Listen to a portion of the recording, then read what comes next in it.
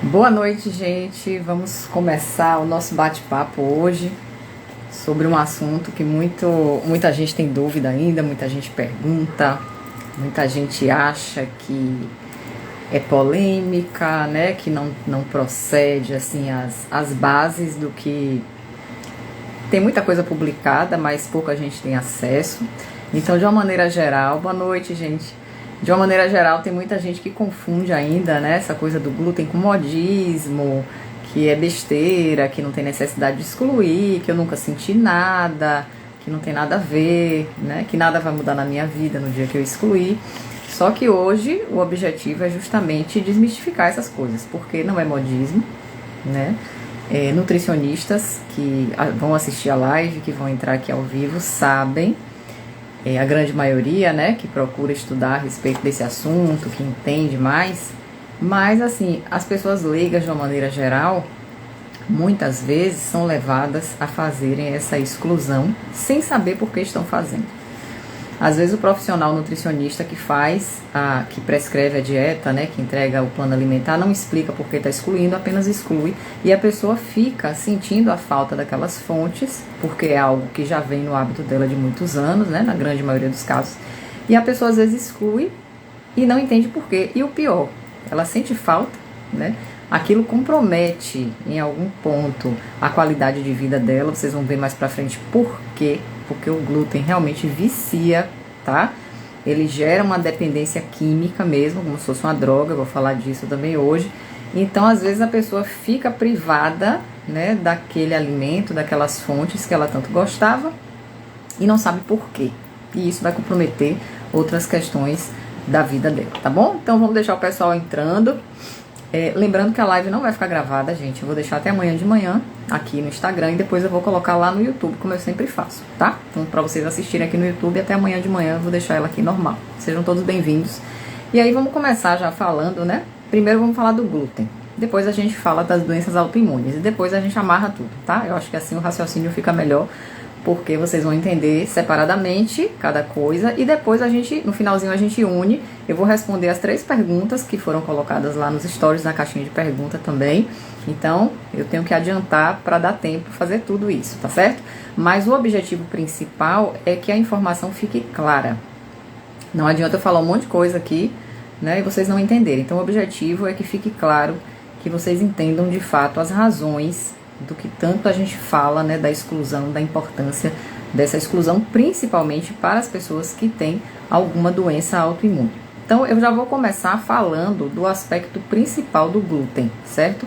Porque atualmente essa preocupação tão grande em torno desse componente alimentar, né? E você vai perguntar por que antigamente, na época da minha avó, da minha bisavó, todo mundo comia pão à vontade todos os dias e não tinha esse problema. Não se ouvia falar tanto, né, que o glúten é ruim, que o glúten faz mal e que todo mundo tem que excluir, etc. Porque antigamente não tinha isso.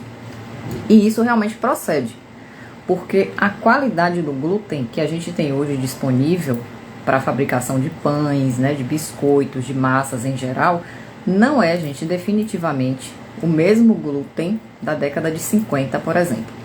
Porque a modificação que existiu no cultivo, né, do trigo aconteceu justamente nas décadas de 60, 70.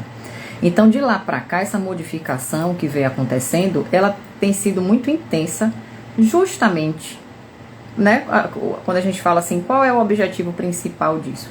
É justamente beneficiar, né, as pessoas envolvidas. Então, os grandes agricultores, aquelas pessoas que querem ter lucro, mesmo que para que esse lucro aconteça, seja às custas da nossa saúde. Isso aí não é uma preocupação, a gente sabe disso, né?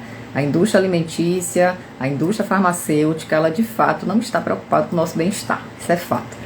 É uma se apoiando na outra, né? A indústria alimentícia adoece a gente para que a indústria farmacêutica trate. A verdade é essa. Mas vamos ao que interessa, né? Então, o que é que acontece?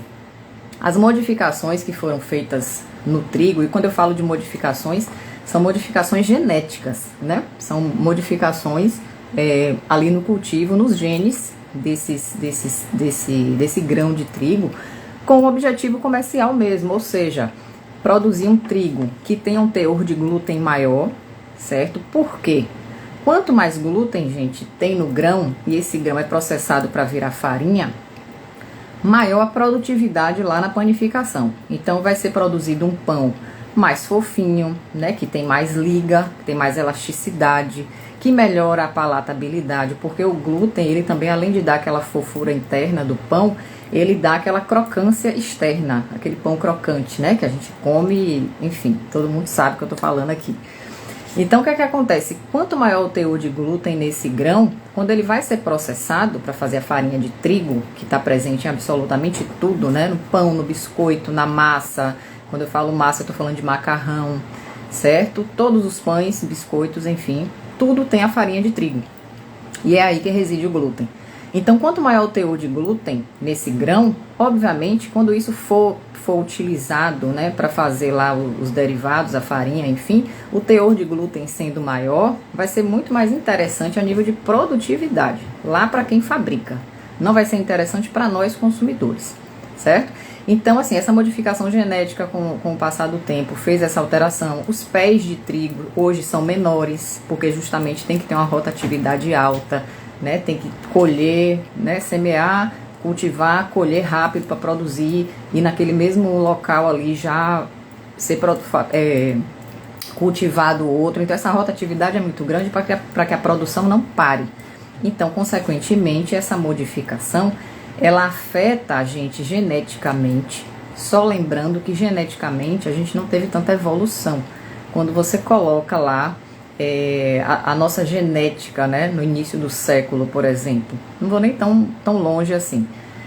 E a nossa condição genética hoje, ela não evoluiu a ponto de acompanhar toda a exposição que a gente tem. Então hoje a nossa exposição a agrotóxicos, a esse alto teor de glúten do trigo, né, as questões mais modernas, que é o quê? Tudo tem trigo. Então hoje você vai na padaria, tudo tem trigo, né? A maioria dos alimentos que se pede no café da manhã, almoço, jantar, é uma fonte de trigo. Então a gente fica um pouco, vamos dizer assim, refém, entre aspas, né? Porque a oferta é muito grande.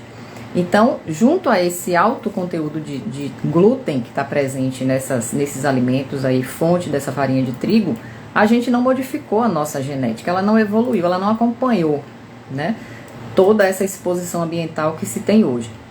Então, o que é que acontece? É óbvio que hoje as pessoas adoecem mais do que antigamente. Então, o problema, quando eu iniciei a live falando da questão do modismo, que tem gente que acha que isso é besteira, que não tem nada a ver, mas tem, gente. Tem porque houve uma modificação forçada, né, daquele grão, visando a produtividade, mas ao mesmo tempo o nosso organismo ele não consegue tolerar, ele não está conseguindo lidar com essa modificação intensa que aconteceu, que vem acontecendo, e junto a isso a gente tem um consumo exageradamente elevado, né? Como eu falei, hoje em dia tudo tem trigo, o mundo é feito de glúten, eu sempre converso isso com os meus pacientes, né? Só que isso não impede que a gente tenha certos cuidados para ajustar esse consumo na nossa rotina, né? Tudo é possível quando a gente realmente precisa e quando a gente quer fazer isso, tá? Sempre tem opção, sim. Mas essa questão da modificação, eu quero chamar a atenção, já comecei a live falando disso, para que vocês entendam que realmente procede. Essa intolerância, ela não é à toa, tá? Ela realmente procede porque o tipo de trigo que a gente consome hoje é totalmente diferente do trigo que se consumia há 50, 60 anos atrás. Então, por isso, hoje, tanta doença relacionada ao consumo de trigo. Então, o nosso foco aqui hoje é falar da doença autoimune, mas vários distúrbios de comportamento, gente. Desde o autismo, bipolaridade, ansiedade, depressão, tá? Que mais? Se a gente for citar aqui uma infinidade, né? O diabetes também. Então, assim, vários contextos clínicos hoje estão diretamente relacionados ao consumo do glúten. É óbvio que existe a questão genética, existem outros fatores ambientais, né? Não é só o glúten isoladamente. Mas o que a gente vai chamar a atenção aqui é que o glúten ele é um gatilho para a manifestação pela primeira vez de uma doença, no caso doença autoimune, ou para que essa doença autoimune não tenha uma remissão. O que é que eu estou querendo dizer com isso? Às vezes a pessoa tem uma determinada doença autoimune Ela tá lá com as medicações prescritas pelo médico, né? Medicações imunossupressoras, vários tipos de corticoide, seja via oral, seja tópico, se o problema é um problema de pele, com anti-inflamatórios, enfim. Só que ela mantém esse gatilho sempre presente. Ela tem uma permeabilidade intestinal aumentada, que é inclusive uma coisa que o glúten causa, eu vou falar por quê, né, daqui a pouco. E ela tem essa exposição ao glúten o tempo todo. Então o glúten, quando o ambiente, o organismo, quando o ambiente não está favorável, quando o organismo já tem uma certa fragilidade, o que é que vai acontecer? Ele vai ser aquela gota d'água no copo que faltava para o copo transbordar. Então a culpa não é dele isoladamente, mas dentro de um contexto já ruim, da genética, da condição inflamatória, de um ambiente em que a pessoa se expõe a outros fatores que são agressores também. E aqui eu coloco a questão da bebida alcoólica, cigarro, estresse, falta de sono, né? Excesso de gordura saturada na dieta, carne muito gordurosa, muita gordura hidrogenada, tá? Que mais que a gente pode pensar aqui? Muitos alimentos industrializados, excesso de coisa enlatada, empacotada, encaixotada, que tem aditivos químicos, né?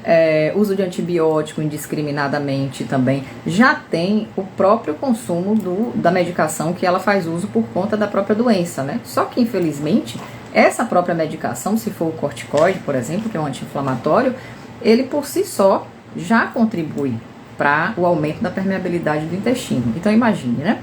E aí essa pessoa tem uma resistência muito grande a tirar glúten da dieta, porque é difícil, porque existe toda uma questão afetiva, né? Como eu falei, o consumo de glúten, assim como de leite, eles liberam no nosso organismo exomorfinas. O que é que são exomorfinas? Exo quer dizer que vem de fora, né? Endo, a gente produz, e o exo vem de fora. Então, essas substâncias, no caso a caseína do leite, o próprio glúten do trigo, lá de outros cereais, né? Centeio, cevada, eles vão produzir no nosso corpo, após a quebra, após a digestão, essas morfinas, porque são substâncias, partículas pequenininhas, que no nosso organismo eles têm a aparência, né, se confundem com a molécula da morfina. Então, o que é que a morfina faz? Ela diminui dor, ela melhora a sensação de alívio, de bem-estar, de prazer. Então, a exomorfina é uma substância que vem de fora do organismo, tá? No caso, como eu falei, a caseína do leite, o glúten.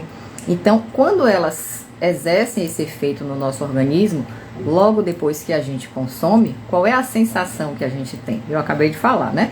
Uma sensação de alívio, de prazer, de bem-estar. Então, todo mundo aqui já identificou aquela sensação boa que tem quando tá com muita vontade de comer um pãozinho e come aquele pãozinho, né? Todo mundo aqui acho que já sentiu isso, sabe o que é que eu tô falando. Quando ingere um pedaço de queijo, por exemplo, você tá muito com vontade de comer alguma coisa. E de preferência, assim, quando você combina glúten e queijo, né? Glúten e leite, na mesma preparação. Então você tem automaticamente a esse consumo aquela sensação de bem-estar. Por quê? Porque você está produzindo morfinas. E isso gera, gente, pelo fato de exercer esse bem-estar, essa sensação de prazer, de alívio, isso vai gerar uma dependência. Por isso que quando a gente fala assim, infelizmente, você vai ter que tirar glúten, você vai ter que tirar leite, derivados, a pessoa fala, poxa, mas o que eu vou comer, né? Vai ficar sem graça, vai ficar difícil. E por mais que a gente fale, assim, de todas as opções possíveis de substituição, a pessoa não aceita aquilo de cara. Por quê? Porque realmente não é porque ela não quer, simplesmente, tá? Existe uma reação química que acontece no corpo mediante esse consumo, que é uma reação química que realmente gera, né? Eu lembrei de você quando você entrou. Né, gente? Assim, não só você lá, mas assim, eu sei que tem muita gente aqui que se identificou. De repente você tá numa ansiedade, num momento assim de nervosismo, nem você sabe identificar, porque às vezes são tantos fatores externos, né, que geram estresse, que geram ansiedade, e aí a gente fala, poxa, vou comer um pedacinho de pão ali, ou vou passar na padaria, não sei, né, para comprar um pão. E quando você come aquele pão, não é a mesma coisa de você estar comendo um alimento qualquer. Tem uma diferença. Vocês já identificaram isso alguma vez na vida, né? Tem uma diferença, não é a mesma coisa, por exemplo, poxa, eu tô com fome, eu vou pegar uma maçã, eu vou comer uma banana, não é a mesma coisa. Então observem que quando existe esse consumo da fonte de glúten ou da fonte dos lácteos, né, que tem a caseína, a sensação de bem-estar é diferente de você estar comendo qualquer outro alimento, certo? Então isso, gente, é uma reação química de dependência. Vamos dizer assim, até um termo mais forte, né, de vício, porque realmente são alimentos que causam essa reação química no nosso corpo, pelo fato dessa questão aí da morfina, que é produzida após a quebra da molécula, né, da molécula maior na molécula menor. Então o corpo da gente, ele identifica aquilo com o mesmo efeito da morfina, por isso essa sensação de bem-estar, por isso a dificuldade de tirar as fontes de glúten. Certo? Óbvio, também tem a questão da palatabilidade. A gente viu aí no início que eu expliquei que o glúten, ele vem sendo, o grão do trigo, ele vem sendo modificado ao longo das décadas aí com objetivos comerciais, né, financeiros, de melhora de produtividade, e isso também faz com que os alimentos que são fontes de glúten, fontes dessa farinha de trigo, eles tenham uma característica mais palatável. Então é um pão que é mais fofinho, que é mais crocante por fora e fofinho por dentro, né? É um bolo que tem uma fofura, uma elasticidade na massa maior. Então, tudo isso gera um aumento da palatabilidade e contribui, obviamente, né, para esse vício aí, para essa dependência. Então, não precisa, ai meu Deus do céu, não consigo tirar. Será que é um problema em mim? Não. É um problema em qualquer ser humano, porque essa reação química, ela existe, ela acontece e acontece em todo mundo, tá? Então não é um problema com você exclusivamente. Mas isso não exclui, né, claro, a importância que a gente tem de ter consciência dos males que isso vai causar de médio a longo prazo, principalmente para as pessoas que têm doença autoimune. Por quê? Porque na doença autoimune, gente, existe a predisposição genética, certo?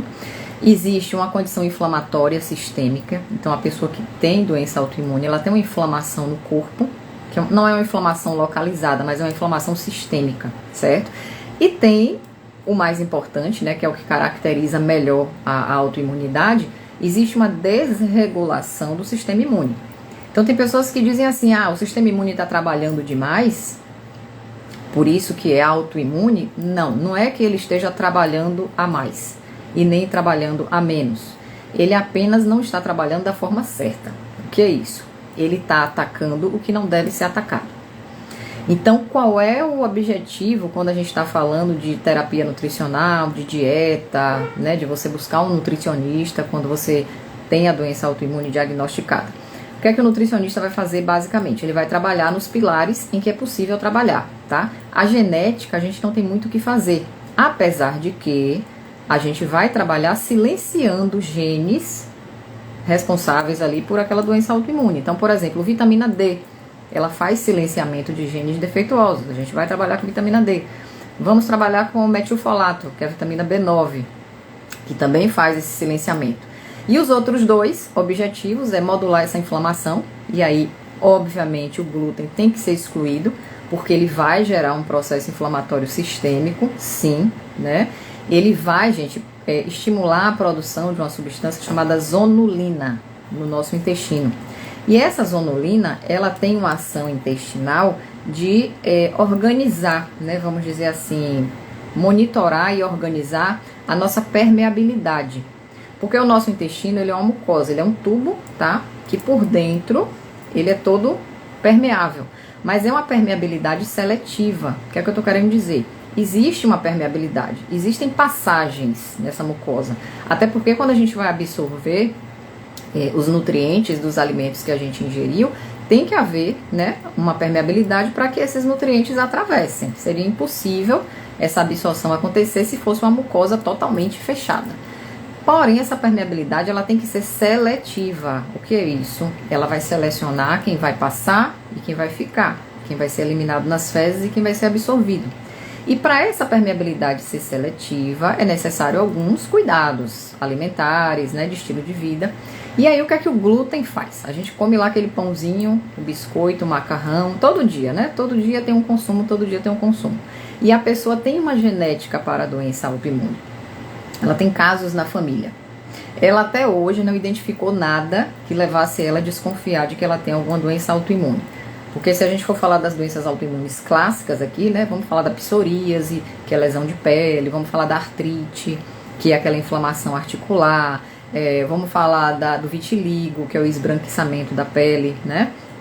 Vamos falar de que mais, meu Deus? Tem a fibromialgia, que também tem uma relação com a autoimunidade, que é aquela dor difusa no corpo todo. Enfim, é uma série de doenças autoimunes. Só que essa pessoa, ela diz assim, eu não sinto nada, absolutamente nada. Apesar de que na minha família temos 2 ou 3 casos de algumas doenças autoimunes. E ela continua se expondo aos fatores ambientais, ela continua ingerindo glúten diariamente, normalmente, tá?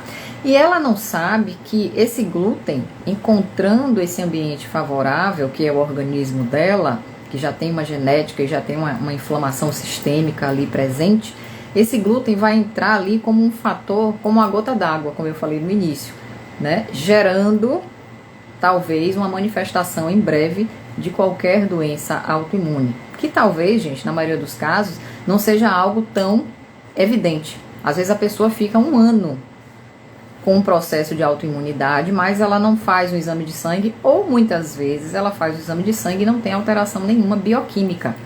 Ela tem sintomas, mas são sintomas muito confusos, né? Então vamos ver aí, a fadiga pode ser um primeiro indício, uma fadiga muito persistente, né? Um nevoeiro mental, às vezes aquela pessoa que tem dificuldade de se concentrar em alguma coisa que lê, é uma pessoa que tem uma dificuldade de raciocínio, de concentração, isso pode ter relação, né? Olheira, escurecimento nessa região aqui abaixo, tem muita relação com quadro alérgico, e aí tem relação também com a presença do glúten. Então eu tô falando isso porque são sintomas que se casam, tá? O sintoma relacionado à sensibilidade ao glúten, muitas vezes se confunde muito com sintoma de doença autoimune. Às vezes a pessoa começa a ter uma dorzinha articular, aqui no punho, nos dedos, um dedo em uma mão, um dedo na outra, não é nada assim que incomode, mas ela já começa a sentir. Ela tem dor de cabeça com muita frequência. Então são sinais que o corpo começa a dar pra gente, né? Mesmo que os exames bioquímicos, os exames de sangue estejam normais. E essa pessoa muitas vezes convive anos com esses sintomas sem imaginar que aquilo tem a relação com a doença autoimune, né? E o que é que o glúten está fazendo internamente aí? Ele está promovendo lá a nível intestinal a produção de uma substância chamada zonulina. Essa zonulina, ela quando é produzida em excesso, ela contribui para aumentar esses espaços entre as células do intestino, ou seja, aumentar a permeabilidade. Ela deixa de ser seletiva, tá? Para se tornar uma hiperpermeabilidade, que é o que a gente chama tanto de hiperpermeabilidade intestinal. Sim, mas e aí, o que é que essa hiperpermeabilidade pode causar nesse momento? Justamente a passagem por esses espaços aí, né, de substâncias que não deveriam passar. E aí existe uma série de substâncias que vão atravessar, né? Desde as próprias frações do glúten, no caso a gliadina, né? A glutenina, que são frações provenientes da digestão do glúten, elas vão atravessar. E uma vez atravessando, gente, o nosso sistema imune, ele não vai reconhecer aquilo como algo próprio do corpo. Então ele começa a produzir anticorpos. No caso aí, o anticorpo, né, antigliadina, que é muito presente em quem tem a doença celíaca, que é uma doença em que há realmente uma intolerância total ao glúten, que é uma doença genética, que tem uma autoimunidade também, e que a pessoa tem que excluir glúten para sempre. Não tem, né, um pouquinho hoje ou amanhã, não. Exclusão total mesmo, certo? É uma situação bem específica. Mas, de uma maneira geral, esse sistema imune, ele não reconhece essa gliadina ali, solta na circulação, ela não reconhece aquilo como uma coisa própria. Então, começa a haver a formação de anticorpos para atacarem essa substância que o sistema imune não reconhece como uma substância fisiológica, uma substância própria do corpo. E aí é que entra o grande problema, que é o quê? Essa pessoa tem uma genética para doença autoimune, né? Lembram que eu falei? Beleza, isso aí tá ali silencioso, mas existe. Na medida em que esse terreno biológico ele se torna favorável, isso vai passando o tempo e a pessoa não se dá conta de que tem aquele processo todo acontecendo no organismo dela, o que é que acontece? Essa pessoa vai ter um órgão de choque, que todos nós temos, né? Então, às vezes, a pessoa tem casos de artrite na família, mas de repente, o órgão de choque dela não é a articulação, pode ser a tireoide. E aí ela tá lá acompanhando os exames de sangue dela e percebe de repente que o TSH começa a aumentar. Ele era normal até o ano passado e de repente ele subiu, sei lá, de 2,5 para 4, e aí foi para 5, foi para 6, foi para 10. Chegam casos extremos assim. Só que essa pessoa não está notando nada de errado na vida dela. Está sentindo um pouco de cansaço, de fadiga, mais facilidade para ganhar peso, né? Cabelo está começando a cair, colesterol de repente está começando a aumentar, como nunca aconteceu antes. Mas ela está achando que aquilo ali é só um probleminha na tireoide. Então, se ela não dosou o anticorpo, né, da tireoide, que é o anti-TPO, que é fundamental a gente ter acesso a ele quando se desconfia de doença na tireoide, ela vai acabar tratando essa condição como? Com o uso de hormônio.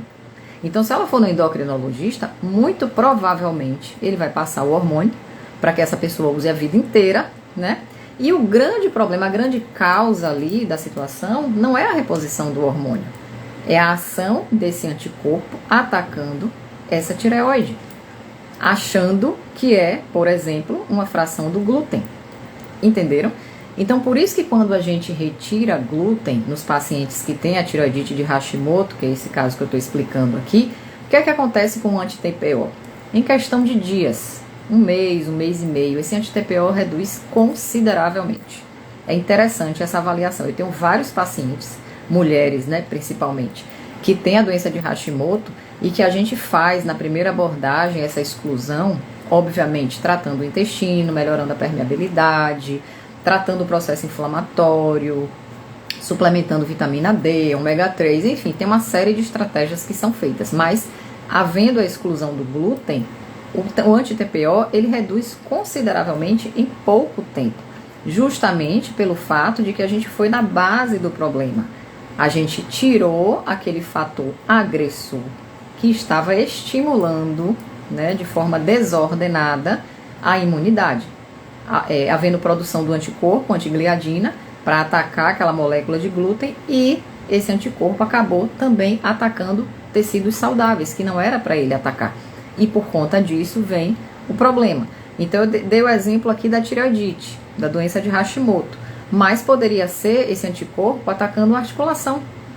E essa pessoa começar a ter dor nas juntas, né? Foi assim que eu descobri no início do ano. Começou com esse dedinho aqui, depois veio para esse, de vez em quando eu sinto esse, mas é algo muito controlado justamente porque eu tenho todos esses cuidados relacionados ao estilo de vida, né? A tentar diminuir ao máximo possível todos os gatilhos ambientais. Então, controle de estresse, o controle alimentar com a exclusão de glúten, leite também, né? Eu tenho mais dificuldade, mas é uma coisa que já foi reduzida assim consideravelmente. A questão do sono, melhorar a qualidade do sono, atividade física, outros nutrientes que também fazem essa modulação. Então, são várias estratégias que a gente faz e a exclusão do glúten, ela tem que estar presente sim, porque na medida em que a gente exclui, a resposta ao tratamento melhora consideravelmente. E isso aqui, gente, eu estou falando em todos os casos, todas as doenças autoimunes, não é a tireoidite ou a artrite isoladamente não, tá? Qualquer doença autoimune. Existe uma sensível melhora dos parâmetros bioquímicos e dos sintomas também. Então, se for artrite, uma melhora grande da dor articular, né? E de outros fatores que a gente observa quando há a exclusão do glúten, certo? Então, assim, não é uma coisa, não é modismo. Tirar glúten não é algo que é aleatório, eu vou tirar porque tá todo mundo tirando, vou tirar para ver o que acontece. Não é uma coisa aleatória assim. Existe realmente um fundamento, existe, como eu falei no início, para quem não estava aqui, uma alteração dessa composição do trigo que a gente consome hoje em relação ao trigo que era consumido há 40, 50, 60 anos atrás, é totalmente diferente. O nosso corpo não mudou, a nossa genética não mudou. E hoje a exposição que a gente tem, ela é muito grave, ela é muito intensa e ela realmente está adoecendo as pessoas. Justamente pelo fato de que o nosso corpo não está conseguindo lidar com esse excesso e esse tipo, né, de glúten modificado, como vem acontecendo ao longo de todos esses anos aí. Então, assim, só voltando, né, a base das doenças autoimunes é a mesma. Essa alteração genética, o desequilíbrio da imunidade e um processo inflamatório sistêmico. Então, todo mundo que tem qualquer doença autoimune tem alteração nesses 3 pilares aí. Na verdade, é o que vai determinar, certo? A manifestação vai depender, sim, vai ficar até amanhã de manhã. Vai ficar gravado aqui no Instagram, tá certo? Aí amanhã, finalzinho da manhã, eu coloco lá no YouTube. Mas vai ficar até amanhã de manhã. Bom, então assim, essa base ela é comum para todas as doenças. A manifestação é que vai ser muito individual. A gente nunca sabe, né? Você pode ter casos de artrite na família e você vir a desenvolver o lúpus, por exemplo. Então, por isso, gente, a importância imensa que existe no acompanhamento, né? No monitoramento, na prevenção. A gente estar sempre atento a qualquer sintoma. Foi até uma pergunta, eu até separei aqui uma das perguntas, né? Que a pessoa perguntou assim: como saber se eu tenho problemas com glúten? Eu achei interessante a pergunta. Pelo que eu falei agora há pouco, às vezes a gente consome todos os dias, mais de uma vez ao dia, né? Ai, que bom, obrigada, te agradeço. Só clicar no aviãozinho aqui que já vai direto para as pessoas agora. Pode ser que ajude muita gente. Isso aí. Tá, gente? Então, às vezes a gente está consumindo todo dia e não faz ideia. E uma coisa que eu sempre falo para os meus pacientes é o seguinte: a gente só consegue notar que um determinado componente alimentar está fazendo mal a gente depois que a gente exclui. É interessante isso. Porque às vezes a gente convive, né, com aquela dorzinha de cabeça, a gente convive com a TPM muito severa, com um mal-estar digestivo, um empachamento, com o intestino que não funciona direito. A gente convive, a gente aprende a conviver com essas coisas, imagina. E a gente acaba achando que é normal. Não, meu intestino não funciona bem, mas é assim mesmo. Essa dor de cabeça eu tenho quase todo dia, mas é assim mesmo, né? Esse empachamento que eu tenho à noite, essa sensação de que parece que não está fazendo digestão, eu tenho já há tanto tempo. É assim mesmo. E não é assim mesmo. Suene, não é assim, gente. Não é. Isso não é normal. Tá? Você está aceitando isso como normal porque você se acostumou com esse mal-estar. E aí eu respondo já a pergunta, né, dessa seguidora: como saber se eu tenho problema com glúten? Exclua e observe pelo menos 20 dias, 20, 30 dias. Exclua todas as fontes de glúten que você tem o hábito de ingerir. Substitua, certo? A gente tem, quem mora no Nordeste, tem uma infinidade de opções de substituição. Aqui pra gente excluir glúten não é tão difícil, né, quanto pessoas de outras regiões que não têm essas opções de substituição de fontes de carboidrato. A gente é muito privilegiado.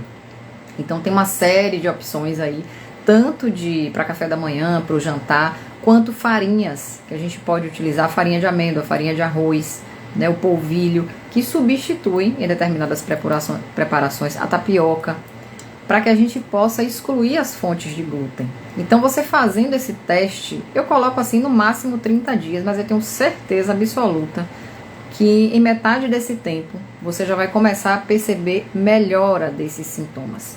Então, a melhor forma de identificar se você tem intolerância ou não, pois é, Lau, com certeza. Verdade, desinflama e você desincha, você melhora a disposição física, mental, a memória, tudo, a energia.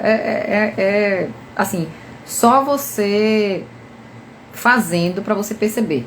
E aí é interessante que a gente se compara com a gente mesmo. Por isso que eu digo que o melhor teste para você identificar se tem algum tipo de problema com glúten ou não é excluindo, tá? Eu não conheço aqui a pessoa que fez a pergunta, mas a dica que eu posso dar é essa: exclua por pelo menos 20, 30 dias, totalmente mesmo, tá? Sem furar.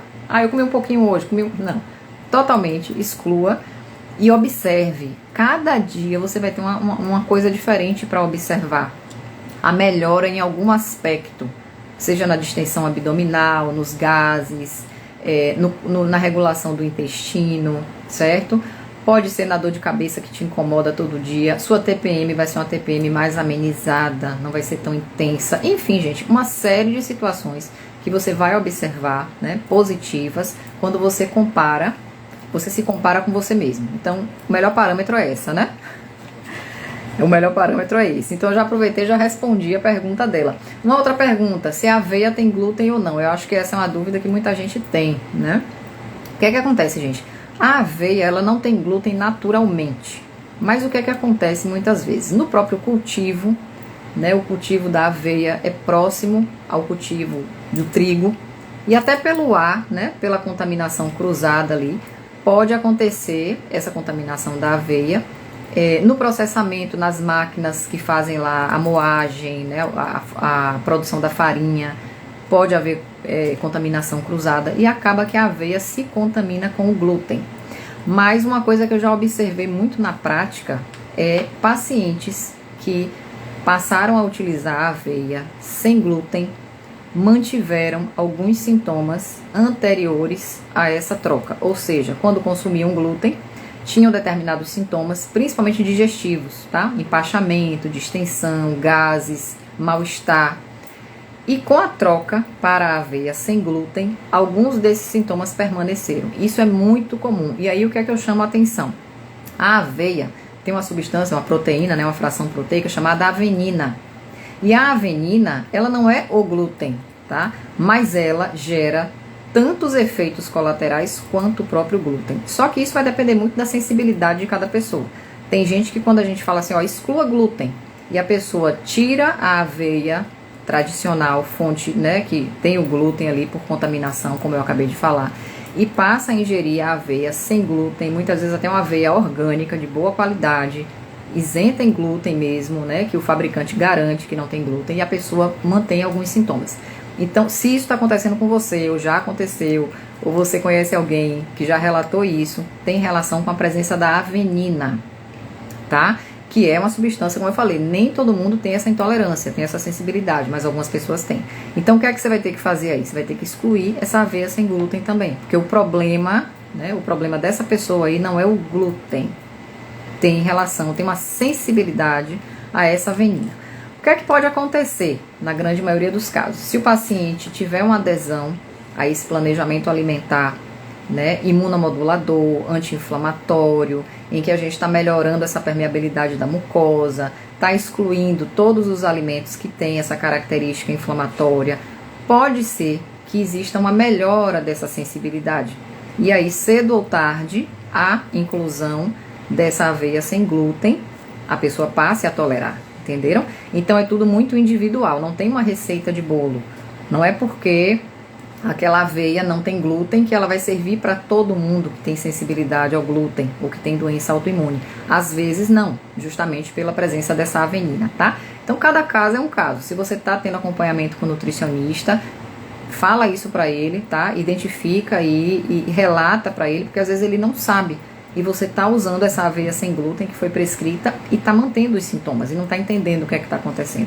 Pode ser por causa disso. Então não esqueça de passar essa informação para o seu nutricionista, tá? Para ele fazer a devida troca ou a exclusão, o rodízio e observar em que momento é que você vai passar a tolerar esse alimento. Porque cedo ou tarde, quando houver a dessensibilização, pode ser que você volte a tolerar, né? Bom, então falamos do glúten, de toda a parte do cultivo, do quanto ele é maléfico na atualidade para o nosso organismo. Isso aí acho que ficou claro. Então, se alguém tinha em mente aquela ideia de que é modismo tirar glúten, que, enfim, né, que é bobagem, não é. O nosso organismo hoje não está devidamente preparado para receber esse tipo de glúten modificado que a gente está ingerindo e também o excesso. Existe o consumo, gente, massivo, excessivo de fontes de glúten. Hoje tudo tem farinha de trigo. Difícil é a gente encontrar um alimento, né, que não tenha o trigo na composição.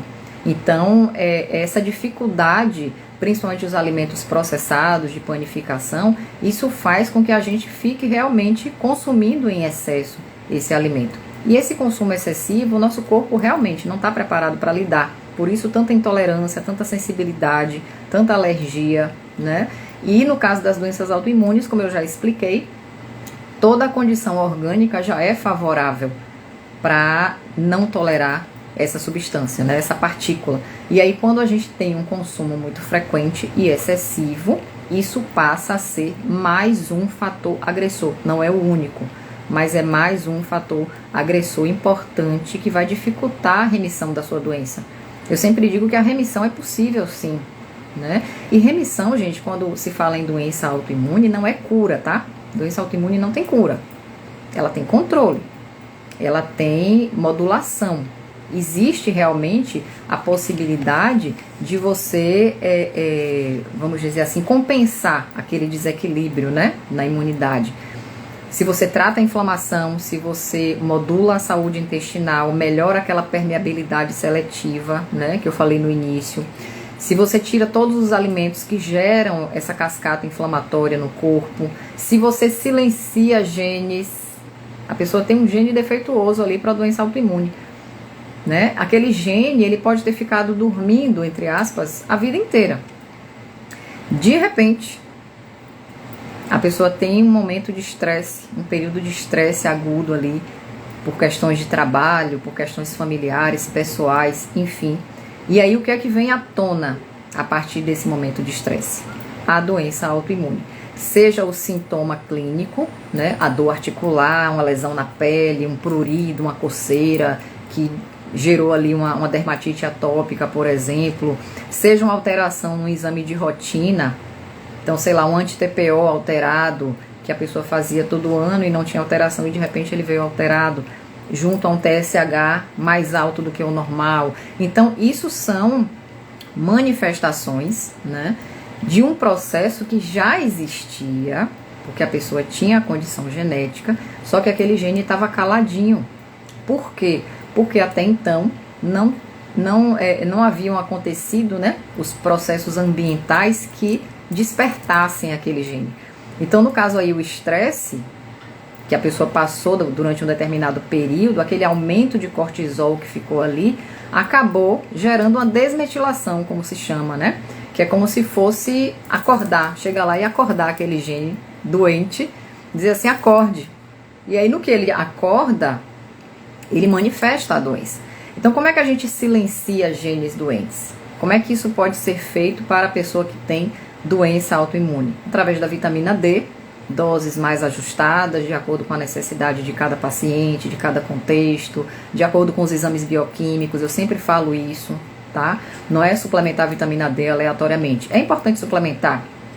A população toda precisa de suplementação, mas a gente tem que se nortear para saber a dose correta da suplementação, principalmente a partir de exames bioquímicos que você tenha anteriores, tá? Então, baseado nesse nível é que a gente vai fazer tanto o início da suplementação quanto o monitoramento desses níveis aí, por quanto tempo, como é que vai ser a dose de manutenção, enfim. E o metilfolato, que é a vitamina B9. É um outro nutriente também importante para fazer silenciamento de genes. E aí, desse jeito, a gente consegue manter a doença em remissão. Ou seja, a pessoa tem a artrite, tem a psoríase, tem o lúpus, tem a esclerose múltipla, enfim, mas está, vamos dizer assim, controlada, está compensada.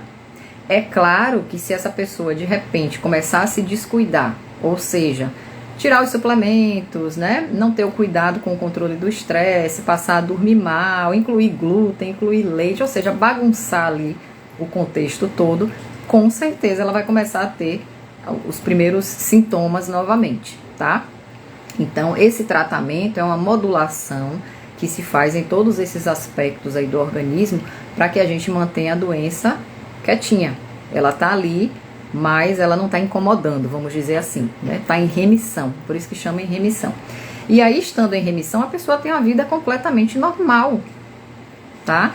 Tem casos até, com altas doses de vitamina D, que o paciente que tem doença de pele, que é aquela doença que a gente vê, né, que é diferente de outros tipos de doença autoimune, ela começa a recuperar a questão mesmo visual da pele, a cicatrização, a diminuição das lesões, com todo esse controle que eu tô falando aqui, tá? Alimentado, suplementos, fazendo silenciamento de genes, cuidando da permeabilidade do intestino, tratando essa desbiose, porque quando a gente tem desbiose intestinal, que é o desequilíbrio de microbiota, quando a pessoa tem mais bactérias patogênicas, né, gram-negativas, essas bactérias por si só já produzem toxinas no nosso intestino. É por isso que a desbiose é muito ruim, sistemicamente falando, porque essa produção de toxinas, ela acontece ali o tempo todo, o tempo todo, o tempo todo. E essas toxinas, gente, se existe essa permeabilidade, como eu expliquei, né, aumentada, elas atravessam a barreira. E uma vez atravessando a barreira, elas alcançam o corpo da gente como um todo. É o que chama de endotoxemia, né, que é uma toxicidade que está ali circulando no corpo todo. Isso vai gerar alteração de comportamento, né? Tá aí a bipolaridade, a ansiedade, a depressão e tantas outras doenças, e também as doenças autoimunes. Porque lembra lá que uma das bases da doença autoimune é a desregulação do sistema imunológico. Então, se esse sistema imunológico que está ali a postos para defender a gente de bactérias, de vírus, né, do que deve fazer mesmo, ele encontra um ambiente bagunçado, um ambiente em que existe uma toxicidade ali estranha, que ele não reconhece como uma coisa fisiológica, o que é que você vai fazer com o seu sistema imunológico aí? Você vai enlouquecer ele mais ainda. Se ele já está desregulado, se ele já está sem entender bem o que é que está acontecendo, né? E ele está atacando quem não deveria atacar. E ele percebe uma condição sistêmica inflamada e cheia de toxinas, ele vai enlouquecer mais ainda. E aí ele vai começar a atacar com mais intensidade, descompensando mais ainda a doença. Então, cuidar da saúde intestinal, tanto da permeabilidade, porque quando a gente fala em cuidar da saúde intestinal, às vezes as pessoas pensam assim, tem que tomar probiótico, né? Não, não é só isso. Tomar probiótico não é tratar intestino, tá, gente? Tomar probiótico é um dos aspectos do tratamento do intestino. Então, eu não vou repetir, porque eu já falei bastante sobre isso, né, da questão de modulação da inflamação, modulação da imunidade, tratar a integridade da mucosa, silenciar genes, tudo isso vem num pacote para a gente poder gerar essa remissão de doenças autoimunes. E dentro desse contexto aí, acho que ficou bem claro, né, a forma com que eu expliquei até agora, o glúten tem uma grande responsabilidade, porque ele vai ser um dos causadores aí, dos geradores de boa parte desse desequilíbrio, tanto por parte, né, de comprometimento de integridade de mucosa, quanto estimulando mais ainda esse desequilíbrio do sistema imunológico, tá certo? Então, assim, quando a gente fala de tratar intestino, não é só tomar probiótico, quem dera que fosse, né? Seria muito simples, mas não é. Na verdade, é uma parte. O todo aí que tem que ser feito é muito mais além, né, do que só tomar probiótico, tá certo? E aí, respondendo à terceira pergunta da seguidora lá nos stories, ela disse assim, minha digestão melhora muito quando eu excluo glúten. Faz sentido? Faz. Totalmente. Totalmente. Eu expliquei agora há pouco, né, o quanto essa exclusão vai te trazer benefícios, que aí, obviamente, cada um é que vai se auto-observar. Mas a melhor maneira de você perceber, né, se esse glúten está te fazendo mal ou não, é você fazer esse teste da exclusão de 20, 30 dias em média e observar todas as melhoras que você vai ter. Já é um começo, tá, gente? É claro que tem mais coisas para se fazer, mas já é uma primeira observação que você pode ter para identificar se o glúten é algo que te faz bem ou te faz mal. Porque na grande maioria dos casos, como eu disse, a gente convive com sintomas e a gente não percebe que aquilo é ruim. A gente acha que aquilo faz parte, que é normal, que é assim mesmo, né? Dor de cabeça, intestino preso, distensão abdominal, dificuldade de concentração, aquele nevoeiro mental que se tem muitas vezes, você acha que é cansaço, que, enfim, tem que tomar um café para melhorar isso. Não é. Isso são paliativos. Muitas vezes pode ter relação com esse consumo aí diário de glúten que você está fazendo, e na medida em que você exclui uma semana, 2, 3, você já consegue observar uma diferença grande nesses sintomas, ou seja, você vai melhorar dos sintomas. Então essa é a grande prova. Não tem exame bioquímico, exame de sangue, que seja melhor para identificar isso, quanto a própria exclusão acompanhada de uma autoobservação. tá? Para você identificar o quanto aquilo tá te fazendo bem ou não. E aí, na sequência, depois que você perceber esses benefícios, né, essas melhoras, você pode introduzir uma pequena porção no primeiro dia e observar se esses sintomas vão voltar ou não. E aí, no dia seguinte, mais uma pequena porção e observar. É normal que aconteça nessa reintrodução o mal-estar que você tinha, ele voltar, tá? Mas assim, uma coisa que eu chamo a atenção, se você quer fazer esse teste, é importante que você tenha um acompanhamento com o nutricionista, até para ele te ajudar nessa identificação dos sintomas, né? E poder te ajudar principalmente no período da reintrodução, se for o caso de você, se for indicado para você a reintrodução. Tem casos em que a gente realmente vai ter que excluir, tá? Por isso que é importante uma avaliação individual, porque são casos e casos. Tem pessoas que realmente a exclusão deve ser mantida, porque não compensa os malefícios que ela vai ter com essa reintrodução, principalmente se ela tem doença autoimune. Mas em casos específicos, né, muitas vezes pode haver uma reintrodução, e essa reintrodução ela deve ser feita com rodízio, com uma programação, para que você não tenha mal-estar novamente, para que você não tenha os efeitos colaterais tão danosos dessa reintrodução. Então, de uma maneira ou de outra, é importante ter um acompanhamento nutricional, tá? Porque tudo deve ser prescrito de forma muito individualizada. Os suplementos, toda a abordagem tem que ser muito individualizada. Tá bom, gente? Então, eu espero que esse conteúdo tenha sido esclarecedor. O objetivo era esse, né? Trazer informação de forma simples, de uma forma que desmistificasse e que principalmente mostrasse para vocês que a ideia da exclusão do glúten no nosso padrão alimentar realmente procede, tá? Não é algo modismo, não, de jeito nenhum. Não é algo que vai encarecer a sua dieta, porque tem gente que fala assim, poxa, tudo que não tem glúten é mais caro. Né? Eu ouço muito isso. Poxa, Mari, fui comprar um pão sem glúten, é um absurdo de caro. Então, gente, o que é que acontece? Existe uma adaptação, né, na receita. É claro, são ingredientes novos. Então, isso às vezes encarece um pouco.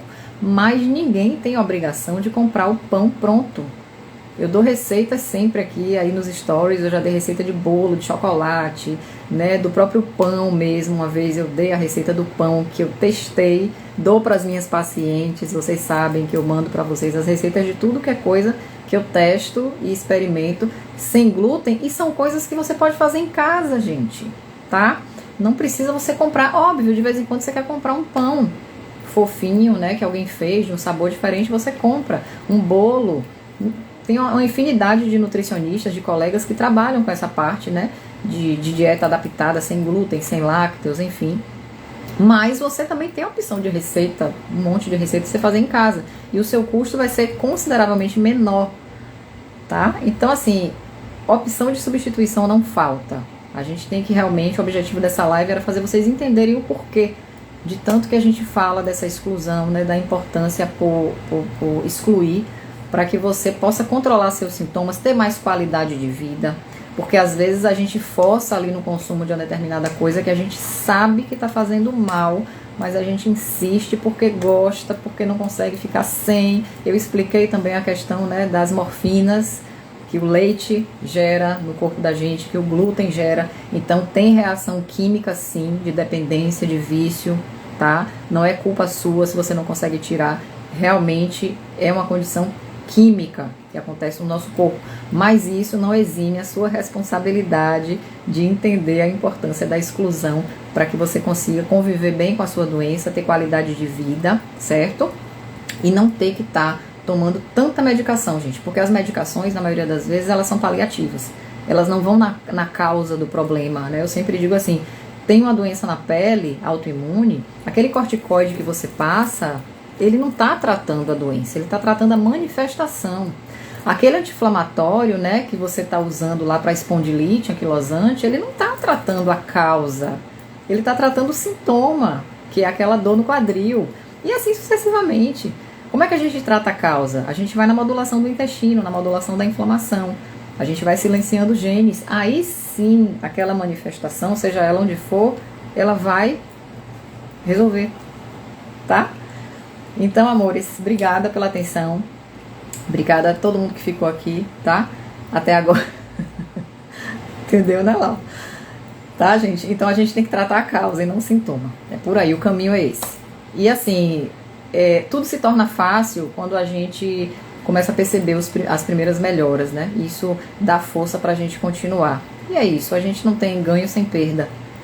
Quando a gente adere a uma mudança, a gente vai ter perdas, mas a gente tem que pesar realmente, né? O que é que vale a pena e levar isso adiante, porque é a nossa saúde, a nossa qualidade de vida, a nossa longevidade.